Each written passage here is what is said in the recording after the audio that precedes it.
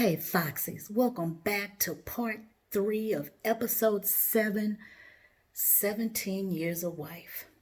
So in part 2, I left off explaining or telling you all that my family knows, his family knows that we are headed to divorce court.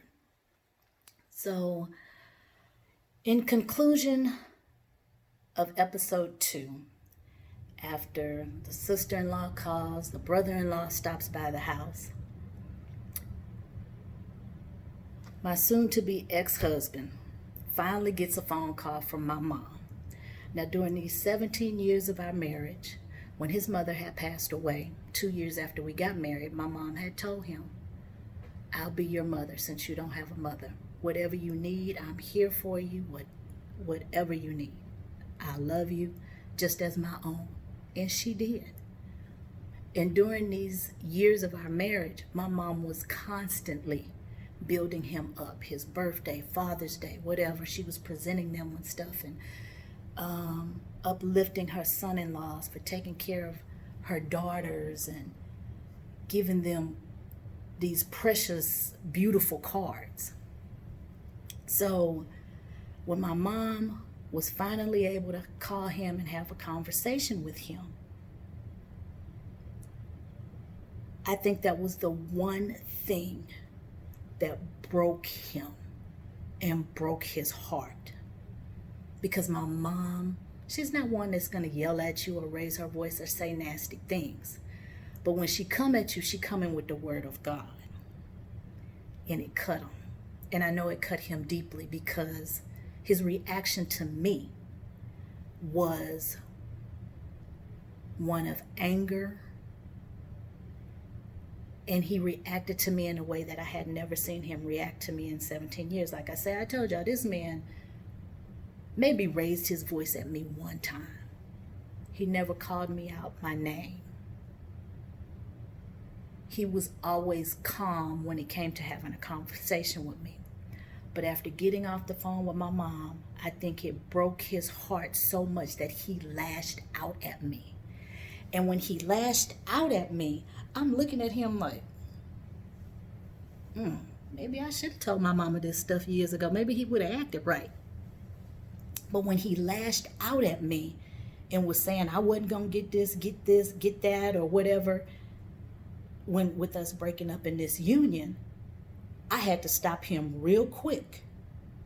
And y'all, I seriously, no lie, I went color purple on him. And I said, I went to that Whoopi Goldberg line, everything you done to me already been done to you. And it shut him down immediately. He couldn't say nothing else. And I said, you will have to do right by me. And whatever is dissolved in this relationship.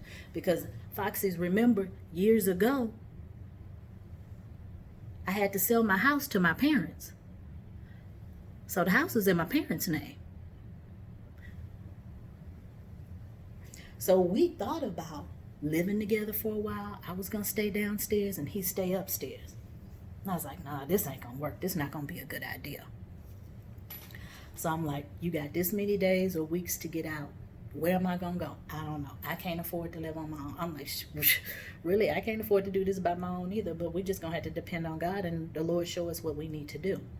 So he goes and stays with his grandmother and lives with her for a while until he's able to get to the point to where he can get on his feet and get his own place. But before he moves out, there were some times I started processing as I'm waiting for the divorce to be finalized. I start processing. So he'd be asleep at night. And one particular night, y'all, I promise you, I look at the movie Diary of a Mad Black Woman and I'm just like, I was turning into that woman. You know, I wasn't bitter. I was angry. I was mad when I started thinking back over the union, the life, and everything that had gone on. And he was sleeping one night. And I walked in the room and I looked at him while he was asleep. And it was stuff going through my mind that I had never gone through my mind before. And I'm like, oh, this isn't good. I could tell I was in a bad place. So that night, I think I slept in the living room in a chair. The next day, I got up. I called my dad. I said, hey, Dad, I need to bring you your gun. And he knew immediately. He's like, oh, baby, nah, baby, that ain't worth that. You have a child to look after. You hurting somebody or killing somebody ain't even worth it. Yeah, bring me my weapons. So I took him his weapons. I was like, hey, you want my kitchen knives too? Because, you know, I was like, I can cut them.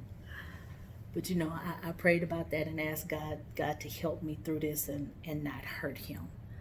And, you know, I began to just see that, you know, I had a son to live for. And I didn't want him to see that. And the reason I was divorcing, you know, I was like, I didn't want my son to grow up to think that it's okay to do this to your spouse. So he finally moves out. And when he moves out, I remember one day I came home. I don't know if I was still on medical leave. It was church. I came home from work. I'm not sure. But I remember coming in, kicking off my shoes, and I'm I sit on the sofa right in front of my fireplace, put my feet up on the table, and I lay my head back. And Foxy's, within 2 to 3 minutes, here come one of those strongholds. I feel like this darkness comes over me. All of a sudden, it's like it wasn't dark. It was a light. It was dark but light. I don't know how to describe it. So I can't open my mouth. I can't move. I can't open my eyes, but I can see. My eyes are closed, but I can see. So as I'm sitting there, my head is laying back, and I'm trying to scream out. Like I tell you, what would release this would be for me to, on the inward part of me, just say, Jesus. I can't even scream that out. All of a sudden, it's like I feel like this, like jolt. Like I say, my eyes are closed, but I can see. I see this little adolescent female. And then here come another one. I'm like, oh my God, Jesus. And then here come another one. And y'all, I see these 3 little adolescent girls, women, anywhere from the age of 10 to 15, something like that. And I'm like, they're just talking amongst each other. I can't hear them, but I see them talking to each other. Now, in this house we lived in, and I'm going to post some pictures so you can see this, so you can see what I'm seeing or how I'm seeing this. So I see them talking and walking through my living room, going through the kitchen. Now, my back is towards the kitchen, but I can literally, as I'm laying back on my sofa, facing my fireplace, I can literally see everything they're doing going through my house. So they walk through the breakfast area, they walk through the kitchen, they walk through these double doors that lead you to the washroom. And then I see them literally walk out the door. The door doesn't open. It's like they literally go through the door out into the driveway. And I'm really trying to wake myself up because I want to see this for myself. So I'm able to eventually say, Jesus, Jesus. And I can open my eyes and I can see, and I'm looking around. I'm like, okay, that was just a weird experience. So the only thing I can tie this to, y'all, my Foxies, is that in previous episodes, I mentioned that we as women, we receive whatever our spouse or our man gives us. So in that intimacy, he's sleeping with another person, but yet you coming back and sleeping with your wife. So what's ever going on there, playing it here, and probably vice versa. So the only thing I could tie that to, y'all, is because of all of the infidelity he was going in, all of that stuff was on me. The death I was feeling, the pain, some of the sicknesses in my body I was going through was probably these 3 spirits, or I guess you call them spirits, that I saw really come out of my body. And I thank God, y'all. I I truly thank God.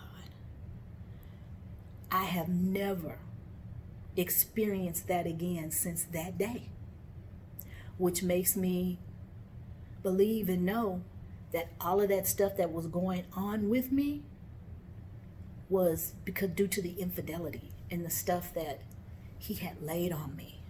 So Foxy's men, ladies, men, I know y'all listening. When you go out and you step out on your mate and you sleep with a woman and come back and sleep with her, you bringing her stuff that you may not realize you bringing her, and putting stuff in her luggage that don't belong in her luggage. So men, honor your vows. Love your wives. If there's something going on, get counseling. Don't step out on your wife. And women, the same thing with y'all. Women do it too.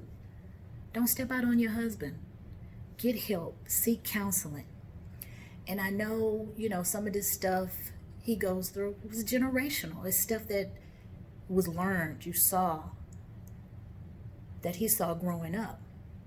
And when I would ask him, why would you continue to do it if you knew it was hurting me? He said, I thought no matter what I do, you'd always stay because you would always forgive me, and I'd kind of get you back to that place. And I just thought you'd never leave me no matter what I do because you forgave me so many times. And I'm just like, wow. Wow. No. I'm not weak. I just loved him. And I thought through all the prophetic words that eventually he'd get it and realize what God was trying to do and where God was trying to take us. But it never resonated in him. And it wasn't until one day he had a family member that had a big wedding anniversary celebration, and he and grandma went to this celebration, and grandma was telling the wife, because she knew some of the stuff that the husband had done. She's like, baby, I don't know how you did it so long. How did you make it so many years with this? And you knew what he was doing and going out and doing all of this stuff. She said, baby, I wasn't worried about it, because while he was going out the front door, I was going out the back door. And when I heard that story, I was like, oh my God, this is learned behavior. And people stay in it and think that they can do it too because somebody else did it. But this sister couldn't do it no more. And y'all, I'm so thankful. I'm so grateful I made it through that. Because let me